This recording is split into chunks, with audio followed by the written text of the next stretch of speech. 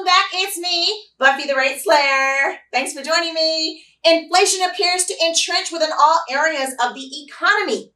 Latest CPI data suggests that the U.S. inflation jumped to 8.3%. Will this push the Feds to speed up the walkway of its aggressive interest rate hikes policy? Well, let me help you with that dubiousness. Let's get right to it. So guys, I hope you're enjoying the series. I know I am. And I just thank you again, as always, for joining me. This is our third episode of May 2022's weekly Market Insight series. And it's coming directly from the Capital Markets Trading Desk right here at SunWest Mortgage Company. The opening gains of this week faded in a flash when the market received the April CPI report this Wednesday. Evidently, it was hotter than expected, even though it did show a sequential decrease in the year-over-year basis and opened the door for an argument about a peak being in the rearview mirror. So let's see what else is driving the market. All right, financial markets swung violently as investors bet on the U.S. Central Bank's ability to cool the hottest inflation in 40 years without crashing the economy. As per Labor Department data, the core consumer price index, which excludes food and energy, increased 0.6% from a month earlier and 6.2% from April 2021. The broader CPI rose 0.3% from the prior month and 8.3% on an annual basis. On the other hand, producers are likely to continue to face higher costs as Russia's war in Ukraine and COVID-related lockdowns in China further strain supply chains across the globe. The producer price index increased 11% from April 2021 and 0.5% from the prior month. Meanwhile, President Joe Biden said he and his advisors are weighing whether to cut U.S. tariffs on foreign imports to try to fight inflation.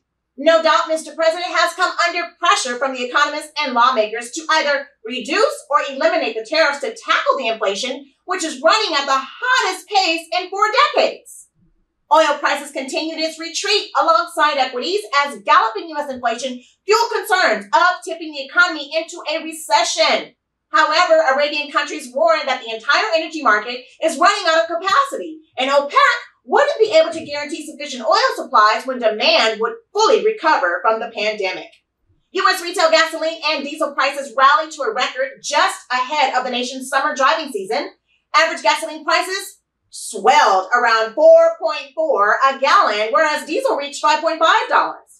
The National Federation of Independent Business Optimism Index stood at 93.2 in April 2022, the lowest level since April 2020. Clearly, the small business owners are struggling really hard to deal with inflationary pressures. Nowadays, digital assets are increasingly moving in tandem with equities. As the sell-off in stocks extends, digital tokens also come under pressure. Bitcoin fell 26,000 this week, adding to fears of more turbulence in the cryptocurrency market. Initial jobless claims for the week ending May 7th increased slightly to 203,000 from 202,000 the prior week, indicating that the labor market remains robust and companies are holding on to existing workers.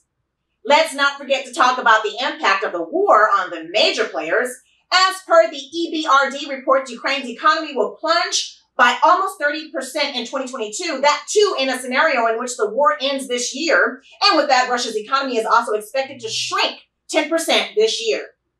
Let's now see how the housing market is doing. All right, U.S. home buyers are increasingly turning to adjustable rate mortgages as overall borrowing costs soar.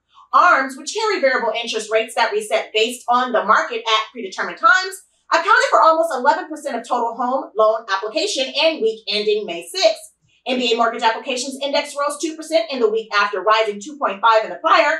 Purchases were up 4.5% and refinances fell 2%.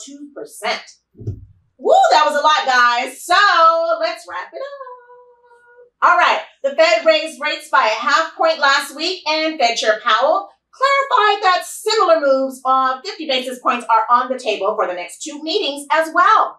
However, as one can comprehend from his comments, an exceptionally large move of 75 basis points is not in his considerations as of now, but could be warranted later in the year. Seems like this new reading of CPI data is not leading a change in the Fed's path on policy as of now, but couldn't stop to extend the window for more market volatility. Let's see what's ahead as clarity on inflation still remains elusive. All right, guys, that's all I've got for the week. I think that was a mouthful, right? Well, guess what? I'll have more next week, so join me for more market insights, figures of various important economic data, officials' comments on inflation, and so much more. Stay updated with our news, and our trading desk will keep you informed with our pricing incentives. Have a great Friday and a great weekend. Buffy's out!